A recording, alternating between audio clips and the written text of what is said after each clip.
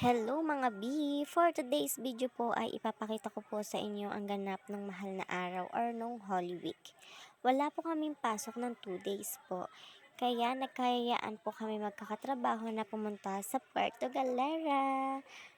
Yun naman, for the first time kong pumunta doon with my tutoy kasi nung pumunta kami doon dati, buntis pa ako sa aking tutoy.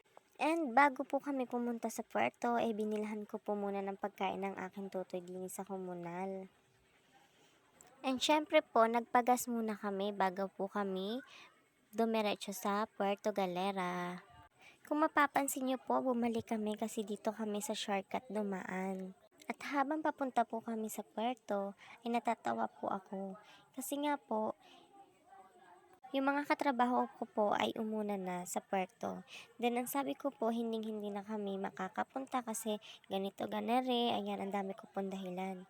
Pero di po nila alam, nasa biyahe na po kami.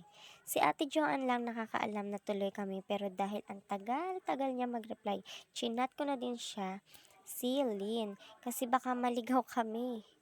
And ayun nga po, ang bilis-bilis pong mag-reply ni Lane. O, diba? Hindi ako nagkamali sa aking chinata. Char.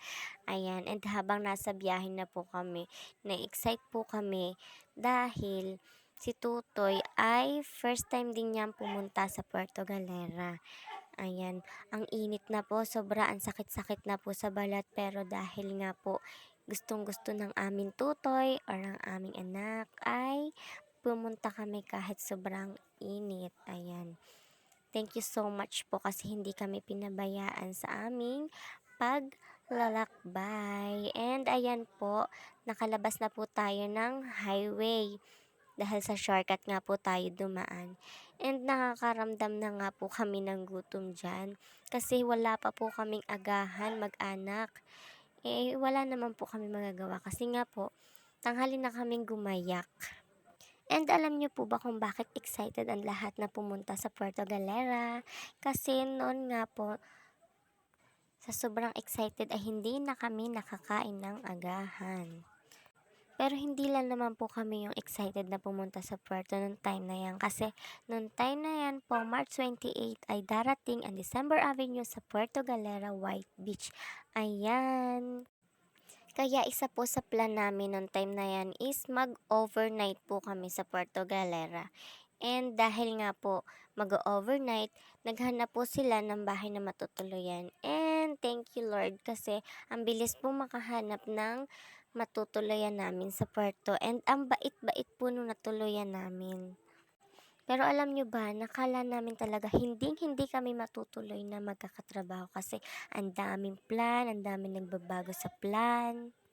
Basta ang dami-daming plan na bigla na lang nagbabago. Kaya iniisip ko na matutuloy ba kami or else, ganun. Pero thank you Lord at natuloy din naman po kami.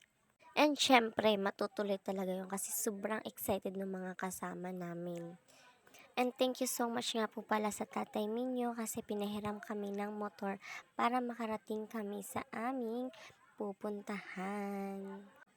And alam niyo po ba na habang nandyan kami sa biyahe ay inaaliw-aliw or kinukwento-kwento ko po ang aking anak para hindi niya maalala na gutom na siya.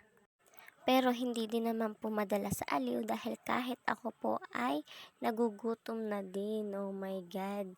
Ayan. Kaya po nung time na yan ay naghahanap-hanap na po kami ng aming makakainan dyan. And naalala po namin Huwebes Santo or Holy Week, baka po maraming tindahan or kainan ang sarado. Kaya nag-aalala po kami. Ngayon ko lang po talaga na-realize na napakalayo po talaga ng Puerto Galera. Kasi akalain nyo ang layo-layo na ng aming nilalakbay. May paikot-ikot pang nalalaman. Zigzag ba? Ay wala pa pala po kami sa aming kalahati ng nilalakbay patungo sa Puerto Galera. Ayan, hanggang ngayon po ay naghahanap pa rin po kami ng aming makakainan kasi nga po gutoms na po kami. Pero ika nga ng matatanda ay, pag ikaw ay may tiyaga, ikaw ay may nilaga. Alam nyo ba na hilong-hilo na ako dahil nga po sa daan. Diyos mio, dahil nga po ang daan dyan, papuntang puerto, ay napa-zigzag po siya, may paikot, ewan po, medyo nakakaliyo talaga. Pero dahil nga po gutom na din kami, ay nasamahan na din talaga ng liyo. And alam niyo po ba na first time po talaga namin mag-anak na lumabas and mag-overnight sa ibang bahay. Ayan, nakaka-excite po. And Masaya rin po pala talaga. Ayan, and finally nakakita po kami ng makakainan and kumain na po kami. Gutom na po talaga ang anak ko dyan nung time na yan. hindi na po talaga siya makausap. Ang pagkakain po namin ay hindi ko na po nabidyohan yung patungo namin talaga sa Puerto Galera. And finally, andito na po kami sa falls ng Puerto Galera. Ayan, ang dami po nagpipictura, nagbibidyuhan. Ayan, ang napakaganda po talaga. Dahil excited na nga po kami makarating sa White Beach, ayan, hindi na po namin mapigilan, kami po ay nagbiyahe na ulit patungo doon. Tunay naman pong napakaganda talaga ng Puerto Galera, ayan, kitang-kita naman po, tanawin pa lang napakaganda na, napakalinis, kitang-kita po ang karagatan na maganda. Kaya marami pong turista ang pumupunta dito o dumadayo kapag gantong season, mga Holy Week or mahal na araw. And finally, nakarating na din po kami sa Puerto Galera. And thank you for watching, guys. See you on next video.